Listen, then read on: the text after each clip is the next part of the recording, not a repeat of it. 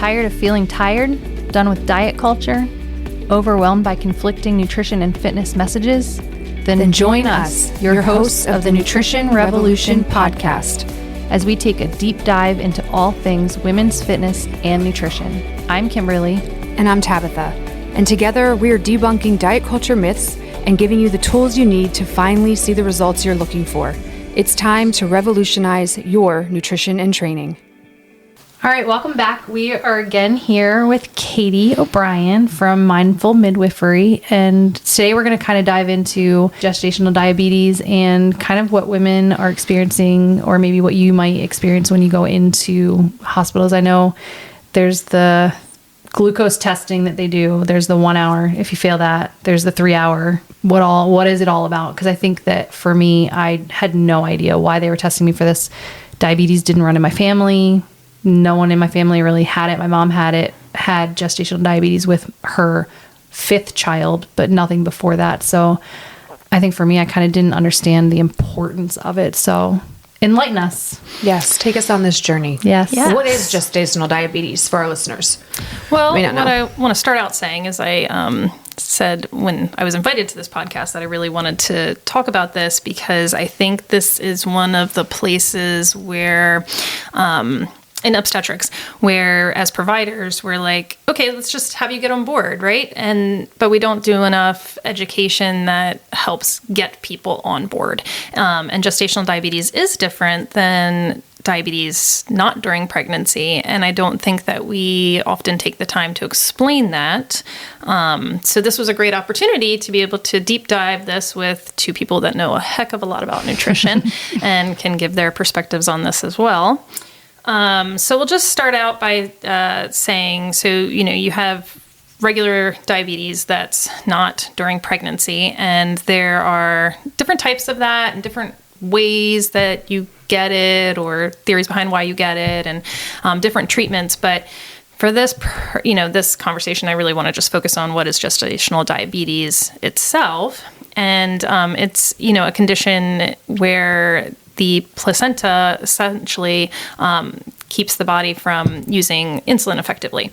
And so one of the big differences in pregnancy, we actually don't know exactly what causes gestational diabetes, by the way, but one of the theories we have is that it's hormone related. And so you have these hormones in pregnancy, and they actually have a blocking effect on the insulin. And so it's just not, you become insulin resistant. It's not that you're not making insulin at all, but your body's resistant to it. So when you say insulin resistant, for our listeners, this is the difficulty of the cells taking insulin in from the bloodstream into the cells for energy production, glucose metabolism. Mm-hmm. Okay. So blood sugar. Using it effectively. Yeah. Using that blood sugar effectively and clearing it from our bloodstream. Right.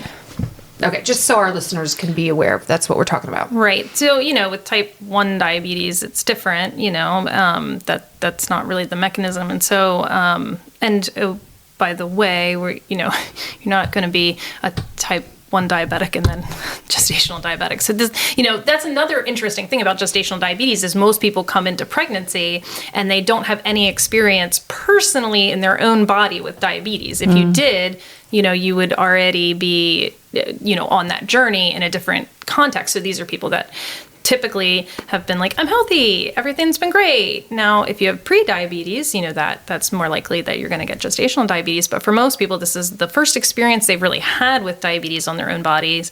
And so sometimes it's hard for them to understand this journey and why we do the testing we do, because the testing that we do to diagnose gestational diabetes is different than if you're not pregnant. If you're not pregnant, something like a fasting glucose might be able to be the whole answer. When you go for your health screens, you come in and they're like, okay, I'm going to test you for diabetes. And that might be that just during your regular blood work that you do to see, your thyroid and your hemoglobin or whatever, they could just do a one, you come in, it's fasting, and they check your glucose right away, right? And if it's high, then they're like, okay, we need to look further into this. But with gestational diabetes, that can't be the test because this is insulin resistance. Okay. So you have to cause the body to have to react to the sugar levels. right? So then, some people are going to be tested when they first come in, when they first get pregnant.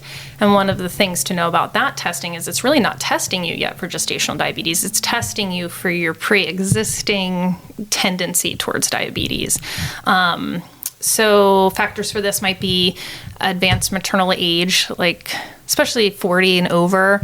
If you're overweight, if you have other chronic conditions, if you have lots of family members that have diabetes, your provider might say to you, okay, we really want to screen you when you first come in and you get pregnant. And the typical screening for that is usually still a 1 hour glucose. And then if you fail the 1 hour, we do a 3 hour. Real quick, just a thought. Yeah. Is it possible that a risk factor, you said being overweight, but what about someone who has a normal body weight, right? Based on like BMI factors, which we know that's antiquated and whatever, but they have normal body weight, but an unhealthy body composition, meaning low muscle mass, higher body fat. Is that a factor? Like if you have more body fat, even if you would not be, someone would look at you and say like, oh, they're normal weight, like they're not overweight, like the skinny fat, right? Where you just have lower muscle, higher body fat. Is that a factor of an increased risk factor for developing? Think so. It's funny because I've never, we like our little check boxes. Okay? So that's not on the checkbox, but it would make sense. Yeah. That's what I was thinking too. Just like body composition as much as. I think there's a lot more talk about body composition in general now. That's my jam. Yeah. I'm all about the body. So I think, that hasn't, there's a lot of things that, start elsewhere and then we see them eventually come into pregnancy, right? Because it takes a long time to test pregnant women for things and everybody's nervous about testing pregnant women for things. So you might start to hear it in other avenues and it's probably applicable to pregnancy but hasn't gotten there yet. This is probably one of those things. Yeah. Okay. So you can be thin looking or normal weight looking and still have an increased risk factor depending on the body composition if you have higher body fat mass. I would think so. I think that is one of those myths too, that people who get gestational diabetes are overweight. Yes, that you have to be overweight. That they eat terribly. But in my experience, when I got pregnant with my son for my first pregnancy, I had lost a bunch of weight and was eating very healthy, whole foods diet only, had to take the 1 hour glucose test and I failed. And then they sent me for the 3 hour and it was not a problem at all. Like I passed flying colors, like no issues. And I was like, how in the world does someone who eats whole foods like eggs, spinach, like I didn't eat it, I didn't have sugar like at all. And like the first bit of sugar that I had was that terrible orange drink that they made me drink at the glucose testing, and it failed. Yeah, I think that speaks to that insulin resistance. So, which is a little bit different and can be very genetic. Like, so these, you can look at somebody, I know a midwife that, eats perfectly, and, is normal weight and has no family history and was not, on the older side in pregnancy and was very diabetic. Yeah. Required insulin for some of the pregnancies. Wow. So, but I think that's important for listeners to know because I remember feeling so embarrassed. Like, oh my gosh, like what is wrong with me that I failed and I have diabetes? Like in my brain, that's what people who eat Dunkin' Donuts every day, like that. I should not have had in my brain gestational diabetes because I didn't really have family history of it. I didn't have any risk factors. I was young. Like I didn't, for me in my brain, I'm like, well, what in the world is wrong with my body? But it can happen because of insulin resistance. But I don't think the piece of where you said earlier about the hormone profile during pregnancy, right? We know that like the form of estrogen in the body changes to estriol is the dominant form of estrogen versus estradiol. So like in what I'm listening and hearing and thinking is that for someone like you, Kimberly, that was a healthy weight and that was eating really well, that this could have been brought on by the hormone changes Yeah. to lead to the insulin resistance, which interestingly enough, something that we see happening in peri and postmenopause as estradiol becomes the primary estrogen source, insulin resistance skyrockets. So I'm having a light bulb moment. I'm thinking there's a correlation here Great. between the type of estrogen that's dominant at the time and our insulin resistance. Yeah. Perhaps. Could be. Yeah. Yeah, that's really interesting. Okay. Anyways, carry on. No, yeah, but I think that that's why this conversation is so important, because it is so shortened most of the time, and it's so much more nuanced than that. We know that people that fail the 1 hour are more likely to have diabetes in life, even if they pass the 3 hour, even if they're not like fully diagnosed in pregnancy. So there's definitely some predisposition your body has, and I think there's probably things we don't even know about that, can help make your body predisposition to diabetes, beyond just like genetics, just straight up, or weight straight up. So, one of the things that I really try as a provider is to stress why I think it's important to test for this, because it does have really significant outcomes if you have uncontrolled diabetes. And you really truly can't just look at someone and say, oh, you're diabetic or you're not diabetic. The good thing though, and what I always also try to tell people is, if you're going to have kind of a crap card dealt in pregnancy or in delivery, gestational diabetes isn't the worst card, because you do have some control over how this goes.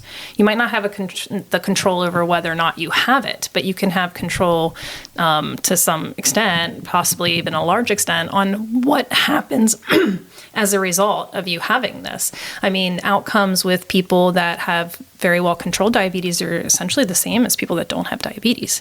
You look at something like preeclampsia. Well, we can't say that about preeclampsia. There's nothing you can do about that diagnosis. There's nothing you can really do to change the trajectory of that diagnosis. But gestational diabetes, then the one silver lining of it is that there, you hopefully, as a provider, I hope to help people feel empowered that this isn't, a diagnosis that you can't help or change or, influence. So. Yeah. So, okay, let's dig into my crunchy hippie life. So I avoid food coloring.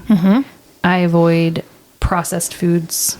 And so when I had my second pregnancy, I opted out of any testing for gestational diabetes. And my provider, I was working with a midwife, and she was like, yeah, that's fine. You eat well as long as you keep going and you don't see any symptoms of it.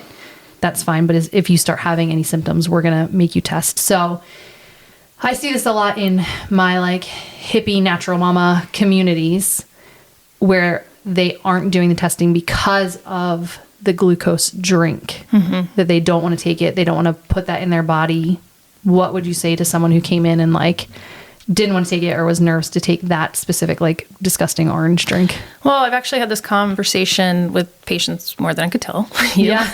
And I think it's a big thing. Like, I think that people who are becoming more aware of the foods in America and like the ingredients and the processed and the chemicals and trying to avoid some of those chemicals, I think social media has made it more rapidly aware of those things. But I think that women are starting to pay attention to the ingredients in stuff. I agree. And actually this has not been, for me, this hasn't been a new patient topic, because my first practice was pretty holistic, like the people that came to that practice. So this has been something that I've conversed with patients since the start for me. So Yeah. I think you're right that social media is bringing this to light, and probably the average provider is seeing more of this conversation now, but it always was kind of a thing for me. And so it was always interesting to me that it was such a thing for other people, like that they couldn't address this conversation well, because there have always been alternatives. What are some of those alternatives? Sure. So the good thing is that we have a very great alternative, which we didn't have at the start of my career, which is the fresh test. You can find that it's pretty easily found if you just type in the fresh test, like on Google. And it's not particularly expensive. If you're somebody that's already kind of in the idea of doing alternative things, you might know, you've probably experienced that. Sometimes those things aren't free, but it's Right. not insane. I think it's like under $20. And it has been tested, actually, and it has none of these artificial things in it. You can't get beyond the glucose load. Like, you can't really, if you're testing, say, well, I don't want to do that high of a glucose amount because I don't ever eat that much, it's kind of a fair point, but it's not really testing for what we need. We have to have the glucose amounts what they are so that it's making your body respond in a way that we can measure. So if and you're right. Like, I mean, the good news is that if you don't eat high sugar, then even if you have gestational diabetes, you should, we should be able to control it, hopefully. But you really have to test your body. You really have to make that body respond to that amount.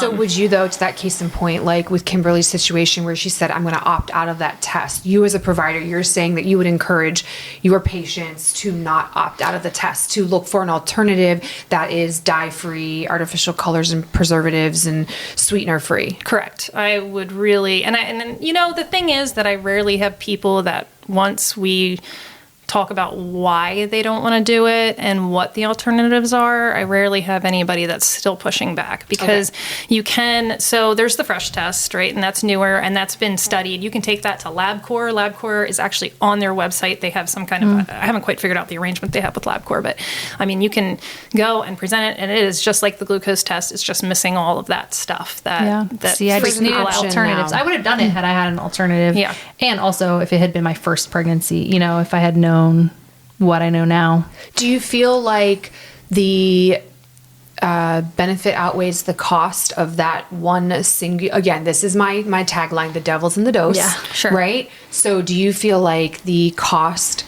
or the benefits outweigh the cost of drinking the standard drink that has the artificial dyes in it to know where you stand with gestational diabetes versus just not doing it at all?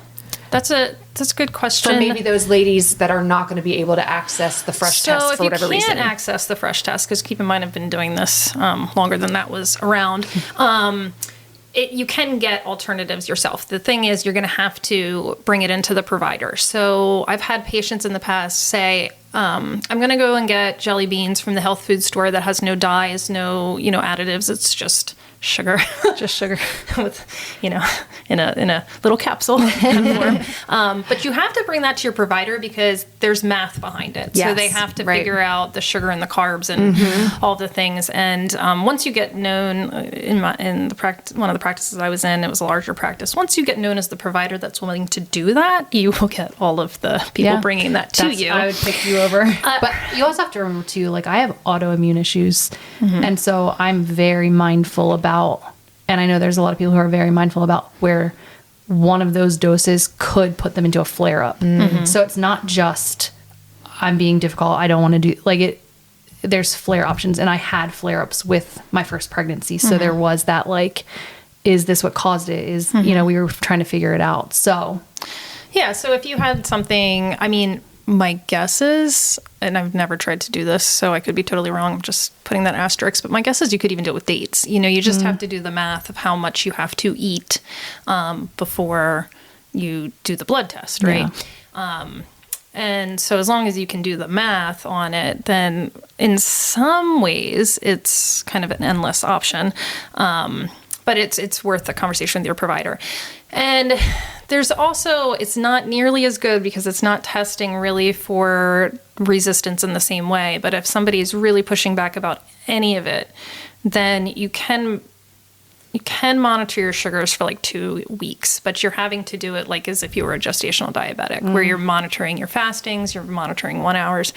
But it's not really speaking to that same level of your body's not handling this insulin, as well as it could. That's just the glucose intake versus the insulin resistance. Right. It's really saying like, hey, my diet is good enough. Yeah. And I don't have, I'm not triggering it. And if you have like a large amount of this insulin resistance, then you're probably not going to do well on those 2 weeks. But, you see in people that are diagnosed with gestational diabetes that they could have totally normal sugars, but it's diet, a lot of times controlled. So if you have gestational diabetes, what are the risk factors to mom or to baby?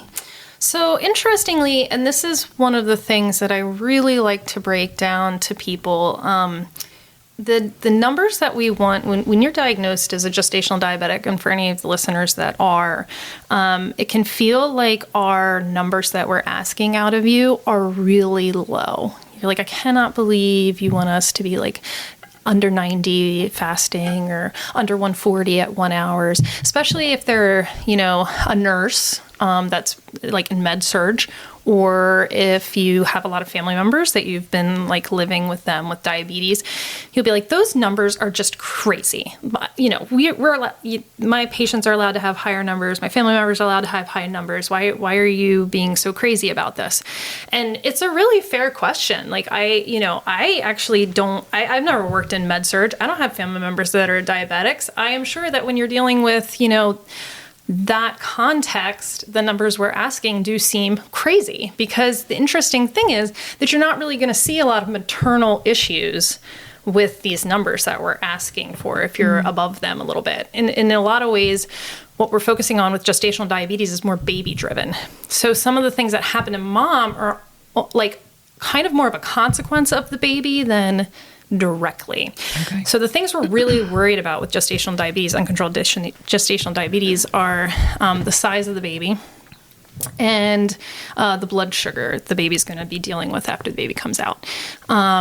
You do have a higher risk of stillbirth, like without question, if you have uncontrolled diabetes. And the reason that we are worried about baby is what happens is baby does not have an insulin problem. Okay. So you have these high blood glucose levels that are circulating maternally, and the baby doesn't have a problem. So it's pumping out insulin to combat this, and it's doing, that's not great because that converts to fat, that process. So it makes them really big, but not big in healthy, symmetrical ways, big in like fat tissue in bad places kind of ways. So they get really chunky, but not in a like, oh, that's such a cute chunky baby and it's like healthy. It's an unhealthy chunkiness. Okay. So that's where you're going to get the risk in birth injuries, is because they are not symmetrically large. They are large in areas that make birth difficult. I've always said as a provider, my first practice, we had really healthy women and they had very healthy babies, and our average baby was 8.5 pounds at that practice. I delivered over 10 pound babies in the tubs, not a thing. They did not have shoulder dystocias. They did not have complications, but they were big symmetrically. They were healthy. They were genetically supposed to be that size. It's like my babies. Exactly. My baby baby were very too. large. They were symmetrical, and I did not have gestational diabetes. So, because I was sitting here thinking like, oh gosh, I had really large babies. But I mean, I passed the glucose test.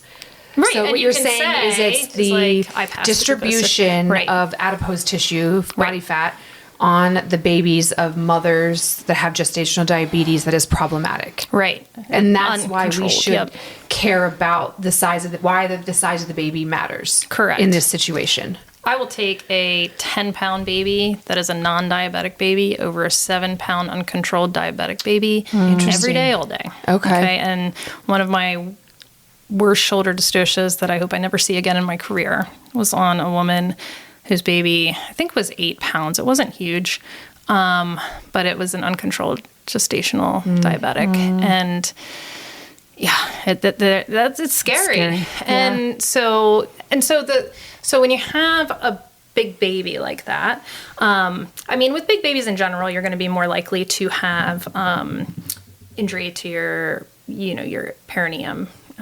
Yes, I know all about that. Lacerations, right? All the tearing. Right, all the tearing. So that's a risk factor of gestational diabetes, but it's kind of like it's not a direct one, right? You could have an increased risk of C-section, because if your baby gets really big, then they're going to be like, okay, we think you should have a C-section, right? So it's like an indirect cause of maternal problems. But the babies are much more direct, and the other really big problem for the baby is that it comes after they deliver. So as providers, we're also thinking about what does the story look like for both mom and baby after they come out. And so when you are diabetic, uncontrolled, and your baby's pumping out all this insulin, well, it's learning to do that, right? And so when it comes out, it now does not have all of this maternal blood glucose feeding it. So now what happens is it's still pumping out all that insulin, and now we have babies who have hypoglycemia. Oh, wow. And okay. this hypoglycemia, when we get hypoglycemic, we don't feel good. It's not fun. Generally speaking, and the average person, it's not going to kill you. You're going to go eat something, right? But with babies, this hypoglycemia is very, very scary and very severe. And well, they can't talk and tell us what's going on. I mean, they can cry and fuss, but then if you've got a mom that's exhausted, maybe dealing with some postpartum anxiety or depression, I can see how this could be like really problematic. Yeah. So those babies end up spending a lot of time at NICU potentially. And it can be a baby that to you looks healthy, right? It's this 8-pound chunky little cute thing. And now it's in the NICU and you're like, what happened? What are some things that the baby would show? Like, how do you know? Well, mostly they don't really want the babies to be showing that per se, that's a immediate thing that they're going to handle. So like when you deliver, if you have gestational diabetes, they're going to be doing, sticks on your baby to determine glucose levels because they won't even want it. I mean, it can cause really, really severe things in babies. So the doctors will be proactive. They'll be proactive. Yeah. So that's one of the additional positives about being diagnosed is you're going to be looking for that because they're not going to screen babies that they don't need to be screening, to that extent. Because why would we heel stick babies like that if they don't need it? Unnecessary, procedures So it just, it comes with plan of care changes, certainly gestational diabetes. But I think when it comes to, I'm always a big believer in, knowledge is power if it can change the outcome, right? Mm-hmm. And like in this case, it really, really can. It can really make a difference to have this diagnosis, which once again comes back to this testing. So I do strongly encourage people to get some type of testing. Yeah. Even if you don't think just when you read, the risk factors or you think about the risk factors, well, I don't really have any. Well, then hopefully you pass and it's not a thing. Yeah. I mean, that's what it was like, well, I didn't have it with the first one, so I'm not going through all of that again because I have to take time off work and I have to go do this and I don't, it was, but no one educated me on it. It's just like, well, you don't have family history, you don't do this, so no big deal. But it sounds like it can be case by case. Like you could not have gestational diabetes one pregnancy and then develop it with subsequent. Especially as we're like aging and how old we have kids. Okay. Mm-hmm. I'm curious, is there any evidence that babies born to mothers with uncontrolled gestational diabetes have increased outcomes of diabetes themselves as they age? Is there anything? Thought about that in a while.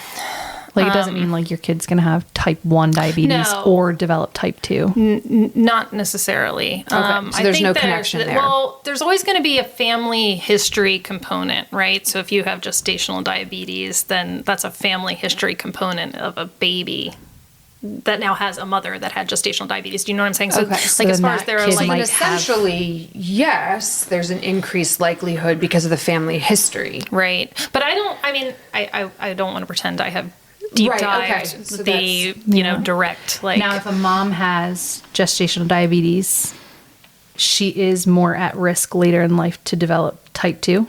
Definitely, and so. We kind of alluded to this, or not alluded, we directly spoke about in the last podcast about how, I think pregnancy is a good time to kind of like look at what's going to happen later in life. And so, the good thing is if you have gestational diabetes, it's truly gestational and you were diagnosed at like 24 weeks, not when you first came into pregnancy, because that could be a little bit different. But if you were diagnosed later in pregnancy, the good news is, generally speaking, they're going to tell you to stop doing sugar tests and all of those things. Like the second the baby's born, it's not really necessary to do that during that time frame. We allow the hormones to kind of calm down and everything.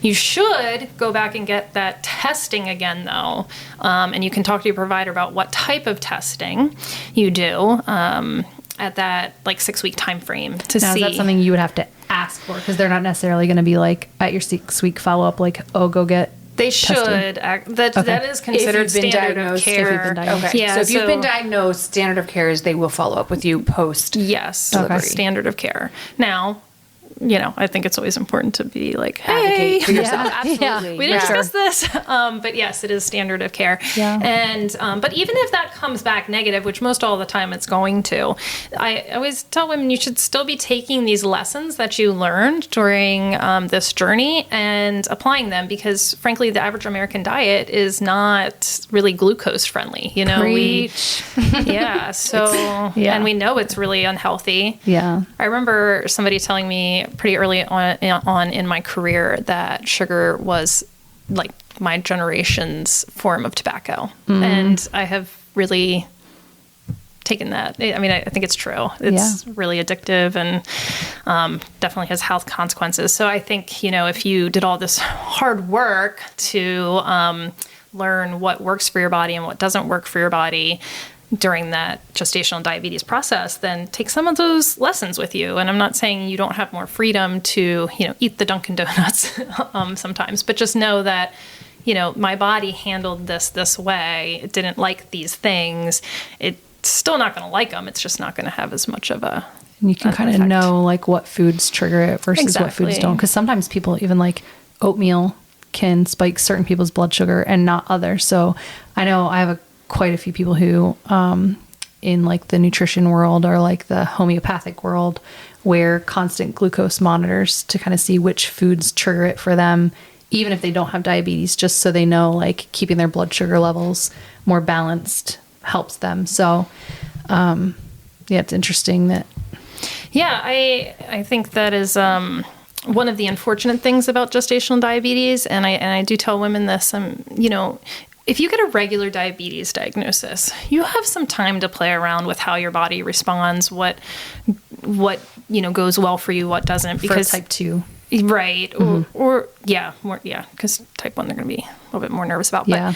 But, especially, or pre-diabetes, you have some time to play with how your body responds. And I do think there's really something to some foods are really not great for some people, and then others are fine. It's a lot about the food combinations, like what you're eating together. So you should have the opportunity to meet with a nutritionist with diabetes, and I strongly encourage that. If you are not outright told to meet with a nutritionist, to do that if you have gestational diabetes. But one of the unfortunate things is we are going to be like, okay, immediately I need you to have these numbers tomorrow. And it's like, for most people, the journey to get to good sugar control is going to take some tweaking. It's going to take some figuring out on how your body directly responds to all kinds of things, including exercise and, sleep deprivation and all of the things. And we're asking you to do it in a really short period of time. So it's really overwhelming. It's very overwhelming. Scary and overwhelming. You've got a mom that's worried about the health outcomes of her baby, right? Herself aside, you're worried about your baby. And then you've got the medical community kind of like, low-key freaking out at you, like, let's get this under control. This is, fire drill, fire alarm, essentially. So I think that, absolutely. It's setting these women up for fear, increased anxiety. Which is it's more stress for you and the baby. Stressful and big changes. I mean, think about how challenging it can be for some of the clients I've worked with just to make like small habits, healthier habits, and those changes. And then you're asking someone to like overhaul everything quickly. Yeah. To get these numbers. So when they come back and their numbers are high, what would be considered high for? Well, so it's really important with gestational diabetes to be writing this down. So your provider is going to probably want you to write it down. There's different ways that we do this. But generally speaking, you're writing down your fasting blood sugar when you first wake up, and then a 1 hour after you eat each meal. But it's also worth there's not really like too much information that you give your providers. The more detailed you are, the better it is for us to really understand what's going on. So because when you snack is going to have influence, at night, if you are taking any medications, whatever. So we want you to bring these logs back, and then we're going to look at the whole, like, last 2 weeks or last month or last whatever, it just kind of depends. But it's not one single blood sugar that's going to do it. It's what you're trending. Right. Kind of it's like your insulin. A1C. Sure. And sometimes we check A1Cs. But you don't have that much time. When you're talking about pregnancy, Exactly. your A1C is over 3 months. Right. Like, in a 40-week gestation, and you don't find out about Till 25 gestational weeks, right? diabetes, until more than halfway through, like, you're not looking at... Sure. And so, when we're usually, if we're using hemoglobin A1Cs, it's because you have just, like, gone off the grid. Okay. Like, Gotcha. we have to have some idea here. Yeah. So it's really much more beneficial to have the, everyday charting that you're doing. If you're, I don't want to put exacts on this because it is, a little bit dependent, but if your fastings are always high, and that's like usually above 90, you're going to probably need some help there. One of the things that you can't control as easily is fasting glucose. We can do some things like when you snack, what you're snacking on. How late you eat. Yeah, exactly. Yeah. But to some extent, there's a little less control over that fasting. So you'll see people end up needing medication a little bit quicker on that end. If you're trending like 150 pretty regularly on your 1 hours, then that's another thing we're going to look at. So, but the timing of it all matters. And then, there's different treatments. There's oral medications, there's insulin, and I don't think it's worth going into the ins and outs on that because that is pretty specific to the person and the trending provider with. And the whole circumstance. But is it like type 2 where they would get insulin or metformin? Can you take metformin when you're pregnant? Metformin, yeah, actually, some people, that's a little bit controversial on metformin because we also give that for like PCOS and whether you stay on it, whether you go off of it. And that seems to change a little bit, the recommendations on that. So I don't know that we have. But there are things that they can take if they're out of control. Absolutely. And it's always worth talking to your provider about your personal feelings on this because let's say insulin is the recommendation, but you're sitting in that chair thinking to yourself, there is no way on earth that I'm doing this. Yeah. Well, don't just say nothing and then leave. You want to tell the provider that because there are some other things that maybe wouldn't be as effective, but something is often better than nothing. And so it's worth kind of voicing that concern. Is there any scenario, let's say I'm pregnant and I've been diagnosed with gestational diabetes. Is there any scenario or outcome where I don't need to be on medication and I can manage it holistically, if you will, with just my nutrition? Absolutely. And lifestyle. Let's say that, some people are going to test positive for gestational diabetes, and their blood sugar is going to be great. And then it's kind of like, well, do I have gestational diabetes? Well, you have some resistance. So the answer is probably yes.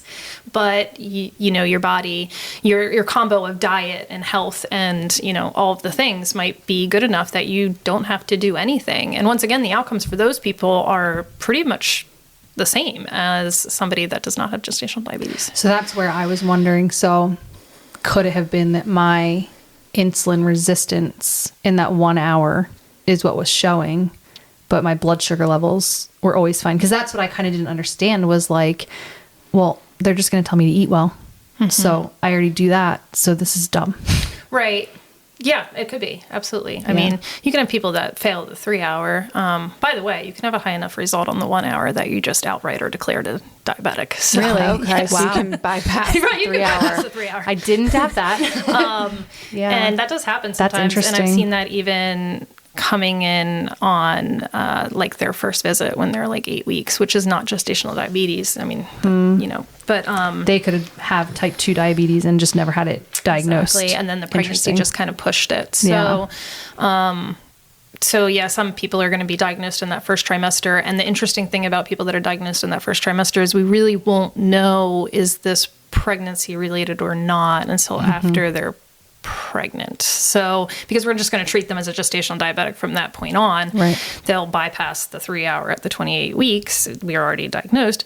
But those people are going to be much more likely to have, ongoing concerns. So it sounds like eating whole foods, probably high protein and fiber, just like we would tell someone who has type 2, is what you guys would say for someone if they have it to start eating better and paying attention, monitoring it, writing it down, right, tracking their levels. Right. And I mean, you should sit down with a nutritionist at some point. It's funny. I'm appalled by how poorly nutrition, and I'm speaking to experts here, so you'll quickly agree, but how poorly in general nutrition counseling is covered by insurances and the hoops you have to jump through. And sometimes I think, you might go to a group class and it doesn't feel that specific to you, and maybe you can't really get on board with what they're saying. And then it's like, I find that sometimes, unfortunately, it's more of a solo journey than you want it to be. Unfortunately. And then you feel alone and it's overwhelming, and you're already dealing with the overwhelming feelings of becoming a mom, and then you have this thrown on top of it. It's isolating. Yeah. What, if any, with having gestational diabetes, is there any, and you might not know this, I don't know, correlation with postpartum? I don't know, actually. I haven't seen anything on that, but I think anytime you're dealing with things that make you feel isolated, that are, anxiety provoking, that you feel especially loss of control, any aspect of loss of control is going to up that, and in pregnancy, we talk about postpartum depression all the time, but antenatal depression is also a very real thing, and anxiety. And I think that this would be, a trigger for a lot of people, unfortunately. What do we know about physical activity and gestational diabetes? Because I'm sitting here thinking, we know that our muscle cells have glucose transporters that are insulin independent, meaning your muscles are nutrient sensing organs that literally can take excess circulating glucose from your bloodstream and pull it into the muscle that is independent of insulin. So if you are insulin resistant, the more muscle you have, the better your outcomes are of managing that. With that being said, in a mother that has gestational diabetes, would being more active help with that? Is that recommendation, care, part of the care plan, conversations that are had? Absolutely. I mean, that's absolutely. So I should say absolutely yes, that will help. Is it discussed enough at your visits? Probably not. But yes, absolutely. So adding some walking or even just some simple resistance training, get some bands and do some resistance training at home. Probably too, like following a meal, especially if it was a carb rich meal, go for a 20, 30-minute walk. I mean, that's something that I coach my clients that are not pregnant, do not have gestational diabetes for. So I think that would be appropriate for a woman that is dealing with that, to get in some more movement. I think one of the things I forgot to mention in the other podcast, but just came to me, is water. I mean, it's so important to drink enough water in pregnancy, and so important. And you need a lot more when you're pregnant. And, I think in general, that also just helps you not make poor food choices, which is even more important in gestational diabetes cases. So definitely a plug for hydrating. Hydrate and electrolyte replacement. Yeah, it's important always. Yeah. And I did not do a great job hydrating in pregnancy. And I look back, and if I think there's one thing that I really could have done, well, there's probably two things. One would have been hydrating more for sure. And the second was probably more physical activity. I was a midwife at the time when I was pregnant with my first, and I was doing like insane hours, like 80-hour exhausted weeks. On top of being exhausted. And it feels very physical when you're a midwife. And for anybody that's working in kind of like a similar capacity where it's a very physical job, I look back on it and I'm like, yeah, it's really physical. It doesn't mean that I was actually being, exercise conscious. Like I wasn't necessarily, doing what exercise will do for you. Like just because I'm bending over a tub and it feels like I'm, and I'm trying to deliver a baby, and it's your non-exercise activity. Right. Yeah. Like it's not, and standing by a bedside, walking, doing physical labor support, like it feels really physical. So in your head, you can be like, I'm a very active person. You are a very active person. You don't sit on the couch and watch TV all day. Exactly. So But you're active. You're not exercising. Yeah. You know what I mean? And I feel like it's Yeah. really easy because I think a lot of women are at, the height of their career a lot of times when they're pregnant. And so you can be really active, but not physical enough. And, I think if I looked back on my pregnancies, that's something I would be more mindful of if I was going to do it Activity again. and hydration. I think that I was like chugging water when I was pregnant because I was so afraid of dehydration, because I always heard about the effects dehydration can have on early term, like having your baby early because you're dehydrated going into preterm labor. It doesn't usually actually cause labor, but it does contractions. cause really annoying contractions Yeah. that lead you to triage, where we're going to IV hydrate you and you're going to waste a perfectly Yeah. lovely afternoon sitting in triage. I've experienced that where I was just really dehydrated. Yeah. I had the stomach bug. Yeah. And yeah, I went in and I was severely dehydrated. They gave me a couple, and I was having contractions, and they gave me a couple bags of fluid and some anti-nausea medications, and then I was right as rain. Ready to go. But, and I can remember too, like later when I was farther along in my pregnancies and I was still very active the whole time, having times after a more strenuous workout, which again, I wasn't doing anything that I wasn't conditioned for prior to my pregnancy. But when I would kind of push it a little more, and I have a high sweat rate as it is, I can remember being like, oh, I'm feeling like Braxton Hicks type contractions. And then I would just do like some sort of electrolyte drink, double down on my fluids and Lay on it your would side. it would resolve itself, something absolutely. to be mindful of. I'm actually really curious. And Katie, I don't necessarily expect you to have the answers for this. This is just more, I think it would be interesting to learn about what the outcomes are in women that have higher muscle mass, like what percentage, what's the rate of incidence of gestational diabetes in women that are leaner? Right. I have not come across anything specifically And I on don't that. even But know how much once that's been again, studied, but- it's like we focus in pregnancy so much on BMI solely. Like we don't look at that. Don't look at the body composition. No. And I think that there's really something to that. For sure. Because I'm someone that's always been higher on the BMI charts. I'm tall, but I also have a heavier body weight because I have a lot of muscle mass. Like I have 78 pounds of muscle on my frame. Okay, so a little more than half, a little less than half of my like normal body weight. So if you look at a BMI chart, I'm always on the, okay, maybe you need to lose some weight end, but from a body composition standpoint, I'm actually extremely lean. Right. So for That's why me, BMI is it's antiquated. And the good news is they're trying to get away from that. But, we like to hold on to things. Especially in Change is really pregnancy. hard. In pregnancy, we really just, love They need to move Love away to from look it. at the BMI. But yeah, I'm just curious. I'm interested to see what the outcomes would be with gestational diabetes, or, how frequently. Oh, I'm sure it's way lower. It has to be. I mean, It has to be. just based on the fact that we know that, like I said, muscles are insulin independent as far as taking glucose from the bloodstream into the muscle cells. I guess the thing is, how do you, screen for that separately? And, I think sometimes, once again, it's check boxes in our world. So it's like BMIs make for a very easy checkbox. Yes. it. You know? It puts everything into a nice little Without compact. needing This is how any it goes. equipment, really. Exactly. You That can we just get you on don't the need scale. expensive Yep. scan, BIA or bod pod or anything like that to look at the body composition. Right. It's interesting. I mean, so I feel like with gestational diabetes, it's very similar to wanting healthy outcomes from a pregnancy where you don't have gestational diabetes. Eat nutrient-dense whole foods as much as possible. You're going to need to watch, like, probably the refined carbohydrate intake. Pair your complex carbs with good protein and fat sources, and the fiber to help delay gastric emptying, which we know stabilizes blood sugar. Regardless, type 1 diabetes, type 2 diabetes, gestational, individuals that do not have diabetes, and then your activity levels, trying to be active as much as possible to help support healthy blood glucose patterns. And Right. hydrate.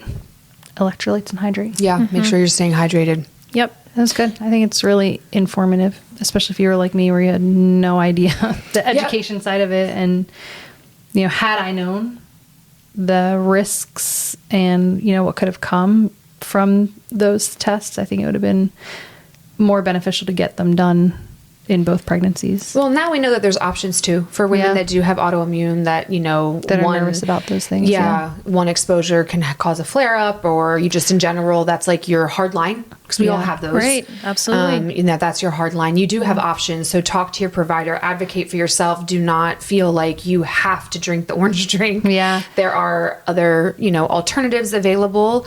But it sounds like it's definitely worth the testing should be done.